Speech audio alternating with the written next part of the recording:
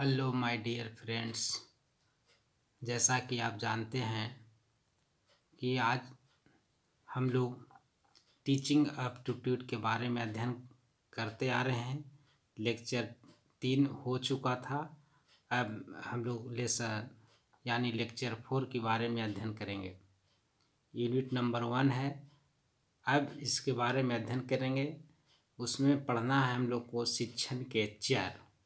शिक्षण के चर क्या है ना। जान लेते हैं शिक्षण के चर आखिर कितने होते हैं। शिक्षण के चर शिक्षण के जो चर होते हैं वो 3 होते हैं। कितने होते हैं? शिक्षण के जो चर होते हैं वो 3 होते हैं। याद रखिएगा, शिक्षण के चर कितने होते हैं? 3 होते हैं। और 3 कौन कौन होते हैं इसकी हम अपन चर्चा कर लेते हैं। पहला है स्वतंत्र चर। स्वतंत्र चर। और दूसरा है आश्रित चर। आश्रित चर। और तीसरा है मध्यस्थ चर। मध्यस्थ चर। ठीक है। स्वतंत्र चर, आश्रित चर और मध्यस्थ चर, ये 3 प्रकार के चर होते हैं शिक्षण के। शिक्षण में जो वेरिएबल है ये 3 प्रकार हुआ। अब अपन बात करेंगे कि स्वतंत्र चर को किस श्रेणी के अंतर्गत आता है। तो शिक्षक स्वतंत्र चर है। शिक्षक जो है स्वतंत्र चर होता है और छात्र जो होता है आश्रित चर होता है ना। अब मध्यस्थ चर उसको हम कहते हैं जिसके बीच में दोनों का काम करता है कि नहीं। छात्र इस पर भी डिपेंडेड और छात्र इस पर भी डिपेंडेड रहता है। इसको हम मध्यस्थ चर, जैसे पाठक्रम है ना, पाठक्रम। यहाँ पे देखेंगे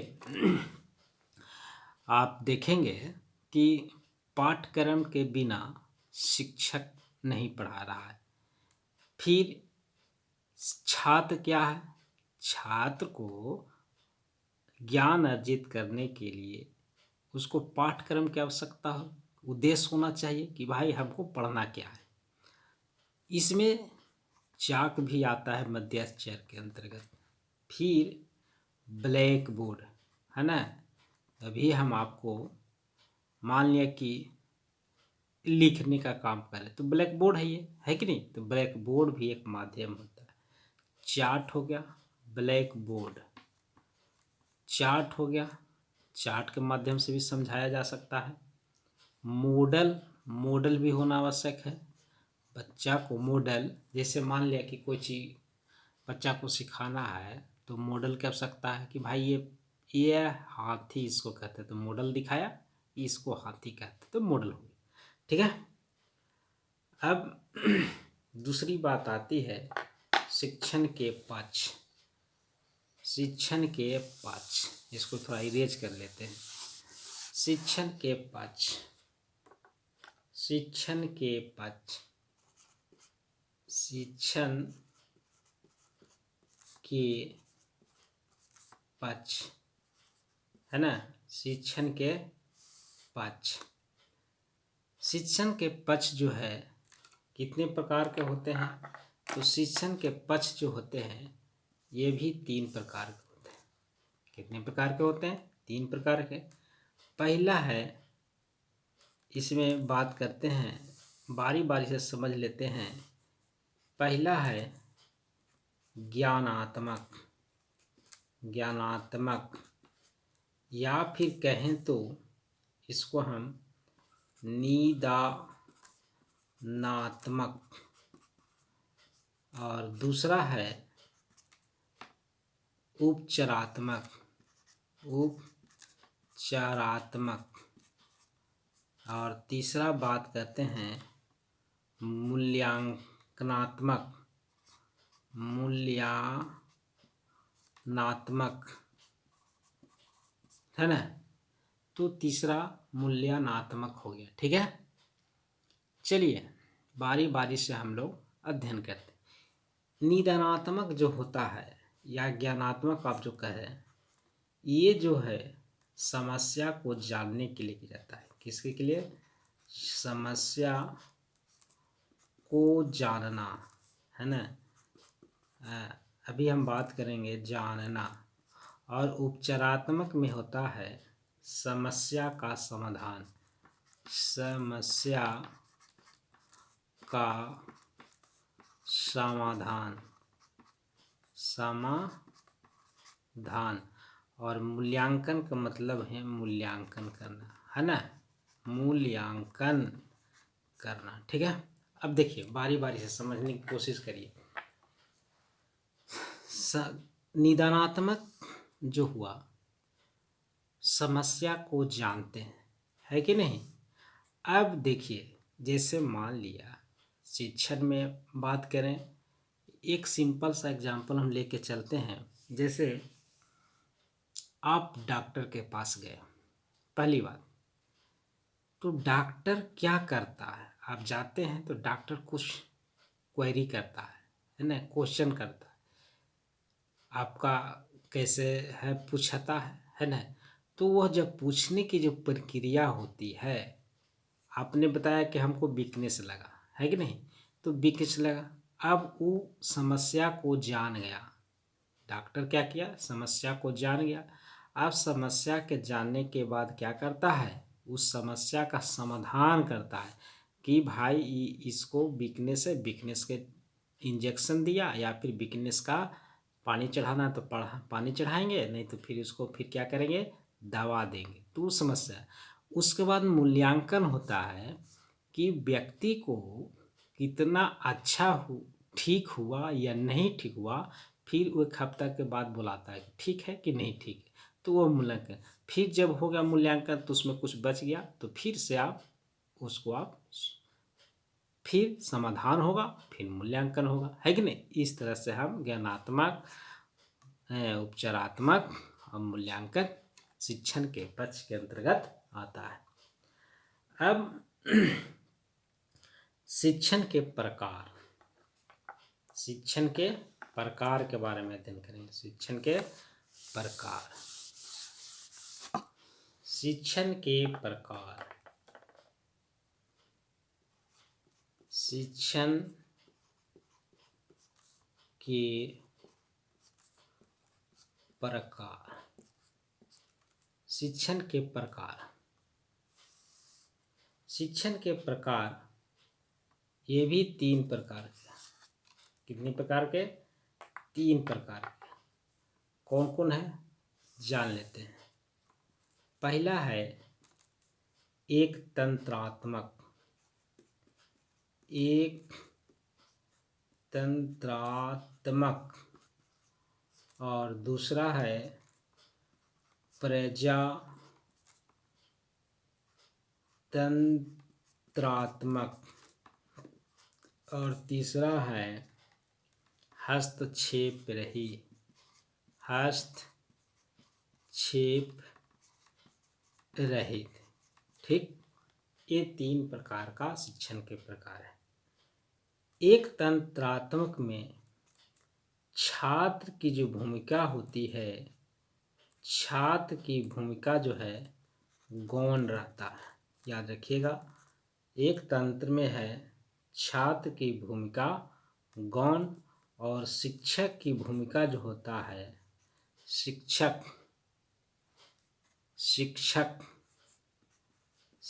की भूमिका जो होती है वह महत्वपूर्ण होती है, महत्वपूर्ण, है कि नहीं।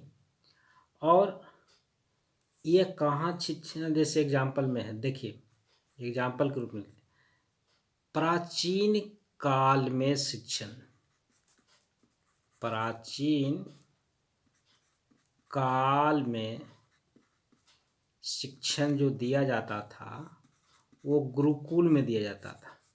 और गुरुकुल में जो था शिक्षक बोलते रहते थे, छात्र चुपचाप सुनते रहते थे।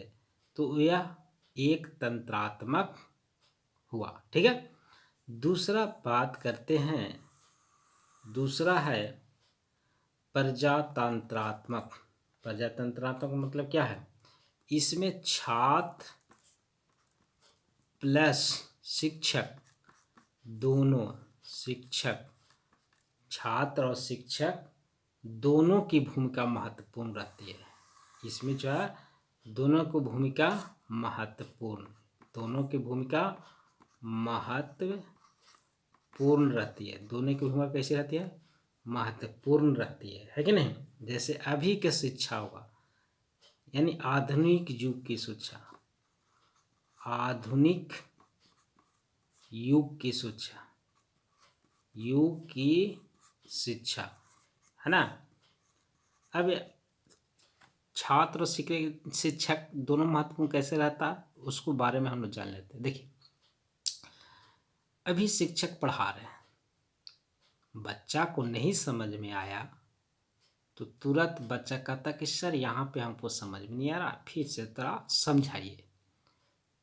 तो छात्र भी बोल रहा है और शिक्षक भी बोल रहे हैं, ये ठीक है बालक, ठीक है बच्चा, हम अभी तुमको इसका एक्सप्लेन करते हैं। तो दोनों की भूमिका हो गया, है कि नहीं? तीसरा है हस्तक्षेप रहित। इसमें क्या होता है? शिक्षक की भूमिका गौण, इसमें शिक्षक की भूमिका गौण, है ना, शिक्षक की भूमिका गौण और छात्र की भूमिका महत्वपूर्ण, छात्र की भूमिका महत्वपूर्ण, महत्वपूर्ण, है ना। ये इसमें छात्र की भूमिका महत्वपूर्ण, है ना। जैसे एग्जाम्पल में लेते हैं डिस्टेंस एजुकेशन, डिस्टेंस एजुकेशन, है ना। इसमें क्या होता है?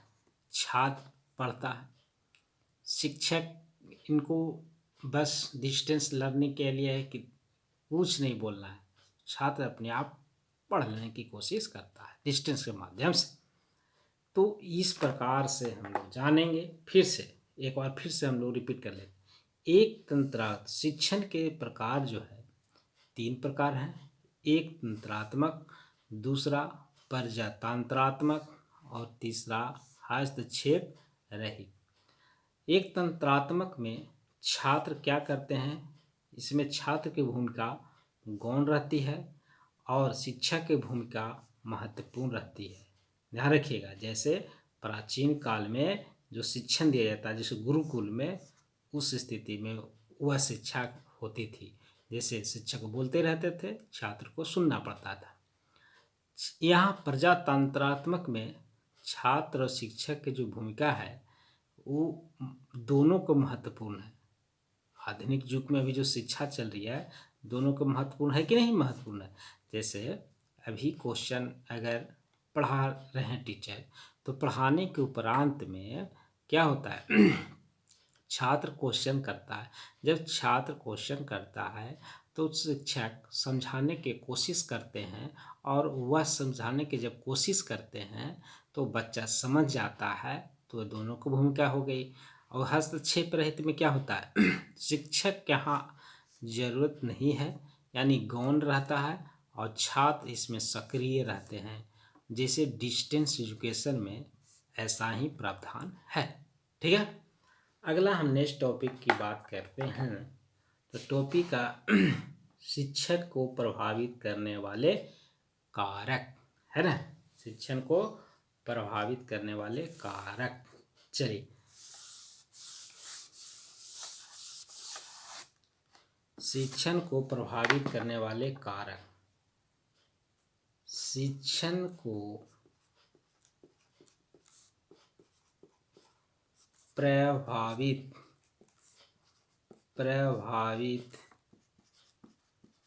करने वाले कारक, है ना। शिक्षण को प्रभावित करने वाले कारक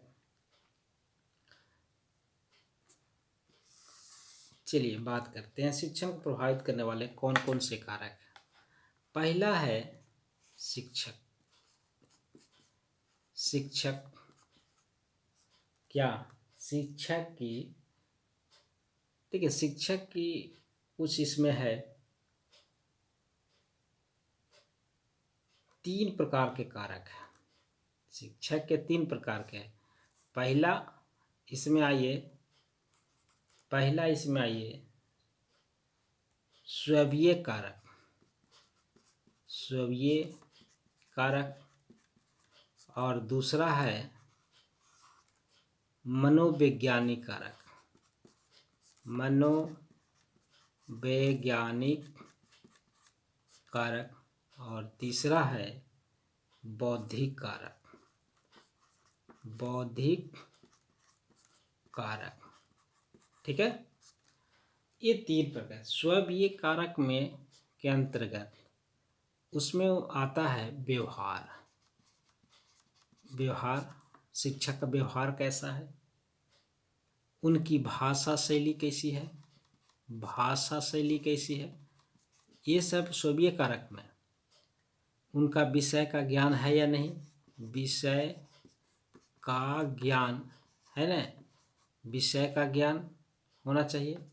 और वातावरण कैसा है, शिक्षण विधियां हैं, शैक्षणिक योग्यता है, ये सब आता है। शैक्षणिक योग्यता। ठीक है। मनोवैज्ञानिक कारक में क्या आता है? मनोवैज्ञानिक में आता है रुचि, अभिक्षमता, तत्परता। तत्परता का मतलब एक्टिव, वो सिखाने के लिए एक्टिव हैं कि या नहीं एक्टिव है। मनोवृत्तियाँ, ये सब कारक है। मनोवृत्तियाँ का मतलब होता है आई कांटेक्ट। जैसे मान लीजिए कि टीचर आपको पढ़ा रहे हैं, तो किसी एक तरफ अगर देखते रहें बच्चा को, तो बच्चा दूसरे वाले जो है वो दिमाग में उसको आ जाएगा कि सिर्फ लगता है ये शिक्षक जो है सिर्फ उसी बच्चा को पढ़ा रहे हैं, हमको तो पढ़ा ही नहीं रहे। तो ये भी एक कारक है कि नहीं। अब बौद्धिक कारक के अंतर्गत क्या आया? बौद्धिक, लिखने की, रीडिंग है ना, स्किल, ये सब आएगा। फिर उसके बाद मेथड क्या है, मेथड है ना। इस प्रकार से ये शिक्षक की कारक हो, है ना। दूसरा है विद्यार्थी का। तो विद्यार्थी की सबसे पहले विद्यार्थी की बात कर लेते हैं, उसके बाद हम आगे नेक्स्ट में चलते हैं, है ना। चलिए विद्यार्थी की बात कर लेते हैं। अब आते हैं विद्यार्थी। ये सब विद्यार्थी। दूसरा विद्यार्थी में क्या होता है कि सबसे पहले आयु देखा जाता है। अब आयु के अंतर्गत जो आया हो सकता है शैशवावस्था, शैशवावस्था, या फिर बाल्यावस्था, या फिर किशोरावस्था। ठीक है। देखिए अब शैशवावस्था जो है उसको अगर जोड़ घटाव के चलते भी इनके जोड़ दें तो नहीं बना पाएगा। बाल्यावस्था कुछ हद तक सीखता है, लेकिन अब इंटर वाला उसको पढ़ा दिया जाए तो उसमें ये दिक्कत करने लगा। किशोरावस्था है, भाई उस लायक है तो उसी के हिसाब से नहीं सिखाना पड़ेगा। अगर उसके लायक नहीं है तो वहाँ पे प्रभावित करेगा कि नहीं करेगा, है ना।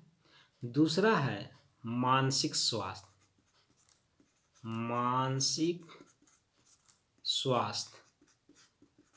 यहाँ पे देखिएगा बच्चा या विद्यार्थी का मानसिक स्वास्थ्य अगर सही रहेगा तभी वह शिक्षण ग्रहण करेगा।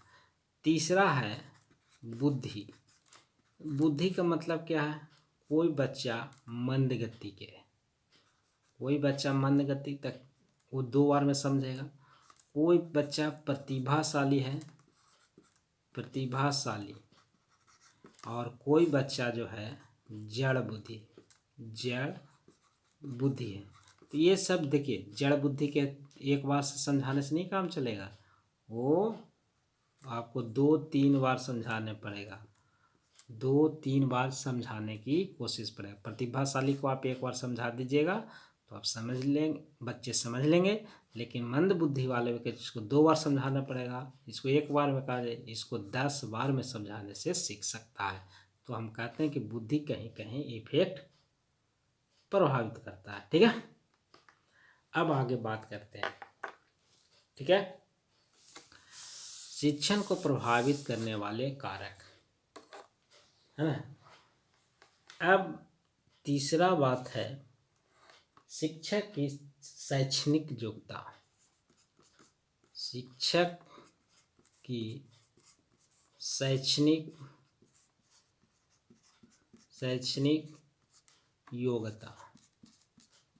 योग्यता, है ना।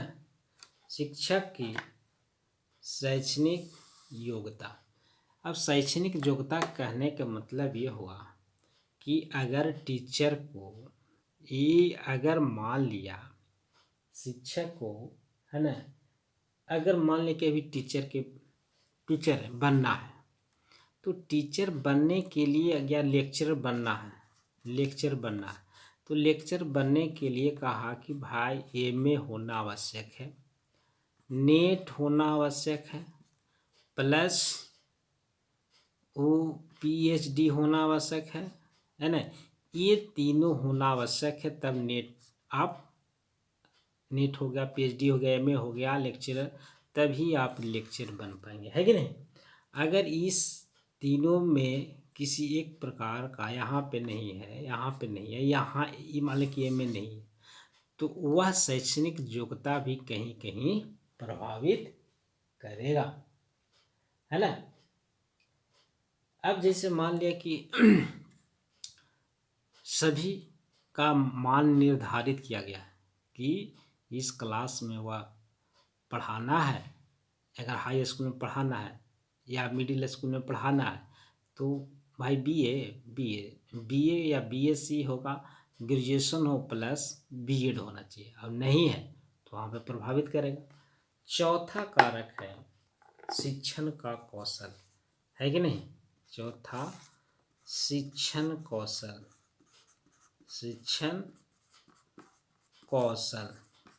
है कि नहीं। शिक्षण कौशल यानी शिक्षण का कौशल, है ना। यानी शिक्षण होने के लिए, यानी शिक्षण कौशल कहीं कहीं प्रभावित करता है। अब कहाँ कहाँ पर प्रभावित कर शिक्षण कौशल। अब जैसे मान ले कि टीचर है ना, लेकिन शिक्षक के पास अगर शिक्षण कौशल ना हो, है ना, तो उसमें प्रभावित कर सकता है। पांचवा है शिक्षक का अनुभव। शिक्षक का अनुभव है कि नहीं। शिक्षक का अनुभव भी कहीं कहीं प्रभावित करेगा। अगर मान लिया कि कहीं आप पढ़ा रहे हैं या कहीं नहीं पढ़ाते हैं, कभी नहीं पढ़ाते हैं, और कहीं कक्षा में जाने किया जाए, अनुमति दिया जाए कि आप जाके यहाँ क्लास लीजिए, आप कभी नहीं पढ़ाए हैं, तो वहाँ पे आपको झिझक, कुछ हो सकता है उल्टा पुल्टा बुला जाए, हो सकता है कि हिटेशन आ जाए। तो इस प्रकार के कमियां जो हो जाती हैं वो शिक्षण को प्रभावित करती हैं। छठा कक्षा का वातावरण।